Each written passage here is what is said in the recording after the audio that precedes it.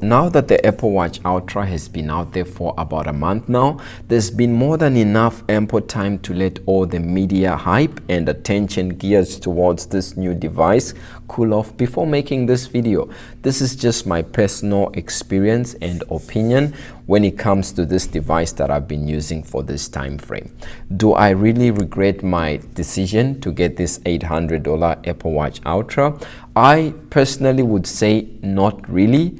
But at the same time, there are regrets that I wish Apple would have done otherwise. If Apple had just released the Apple Watch Series 8 this year, there's no way I was going to be upgrading my green aluminum Apple Watch Series 7. It's the device I was using and it was a perfect device. There's no way I was just going to upgrade for a crash detection and a temperature sensor that has been limited. But there are some factors that for me, they were the it point that I really needed to be able to make the upgrade for the new Apple Watch Ultra. It looked different from all the other previous series of the Apple Watch, and it was a first Apple Watch change in a while, and I also got it because of its bigger screen and rugged design.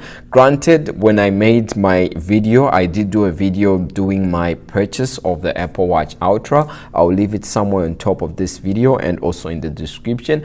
I did mention that yes, my Series 7 was actually a 45mm, and going from a 45mm to a 49, I thought that the jump was going to be so substantial that I was probably going to return my device, but it ended up growing up on me, and my height is I'm probably like 5'8", so I'm an average height, and my wrist size tends to be medium. So if you are also wondering whether it's going to look like a big size on your wrist, well, hopefully that will give you a guidance. And also you are always open to be able to go to the Apple Store and try out some of the Apple Watch Ultras that they have on display to see how it would look on your wrist.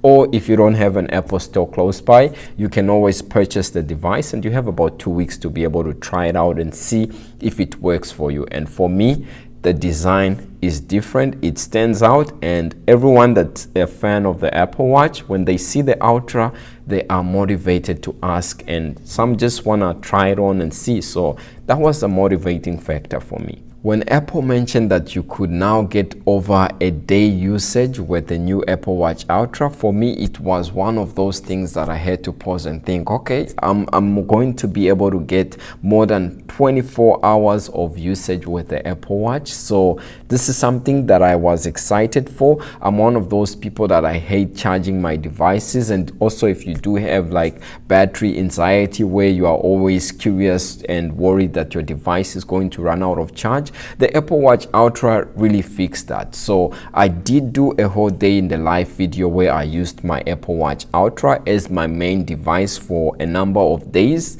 Yes, it did last for a number of days, and I'm going to leave it somewhere on top here or in the description of this video. And so the battery life is amazing, and even though you might be a heavy user or a beta user that's like me, that's always testing out new softwares to see some of the new features, you definitely will get more than 24 hours with the Apple Watch Ultra. And if you just use it on a normal basis, you will definitely get more than 2 days. And with the new advancements in watchOS software that's going to be coming out pretty soon, I'm sure you're going to be able to get somewhere close to the 60-hour mark. If you're traveling or going camping for a number of days or outdoors for an extended period of time, I think this is something that's big when it comes to the Apple Watch Ultra, and for me, it was definitely a plus. Unlike the Apple Watch Series 7 and Series 8, the Apple Watch Ultra has a flat design, and it sort of has this raised lip. So if you are a person who sometimes bumps into corners like myself, you can probably tell from looking at my Apple Watch Series 7. This goes a long way in helping your display, so you are able to avoid some of those scratches. And also having a flat design means that you can see everything thing that you want to see on your Apple Watch Ultra without having to put much effort. I'm not like a mountain climber or a deep diver or scuba diver. I'm just a regular user. I feel like Apple could have improved on the size selection with the Apple Watch Ultra. It's only available in 49 millimeters, and I have friends that aren't as tall as me, and especially the ladies.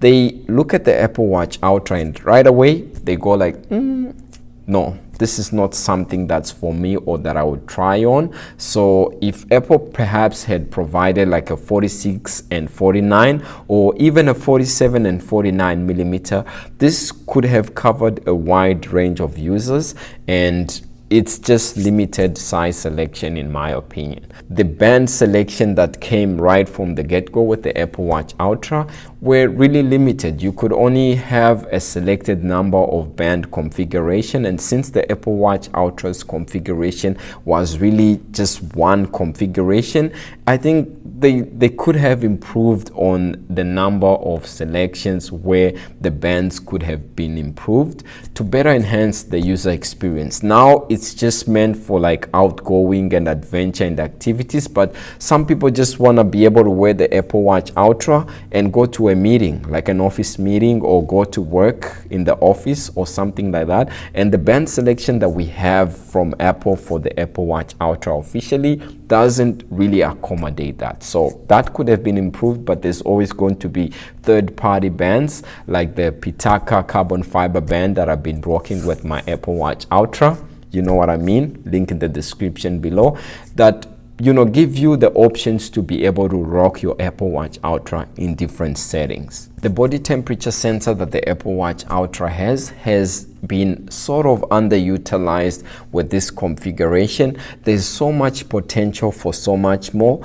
Apple could have added like just a complication that gives you real-time updates, or maybe every 30-second updates when it comes to your body temperature sensor, or like the ECG or heart rate or blood oxygen sensor. They could have made an application for users that want to be able to interact and see their body temperature sensors, but right now it's just being used to be able to tell whether there's been a change for the cycle tracking, and I feel like this could have been really utilized and made a big feature. Maybe with advances in watchOS 9 or watchOS 10, this is something that we might see improved with time. So those are just, you know, my quick takes with this Apple Watch Ultra. This is not a scripted video. I'm just speaking from my mind and from my experience. I'm using this as like you know, a viewfinder to be able to tell whether I'm in frame, and that's been my opinion when it comes to the Apple Watch Ultra. It's an amazing device,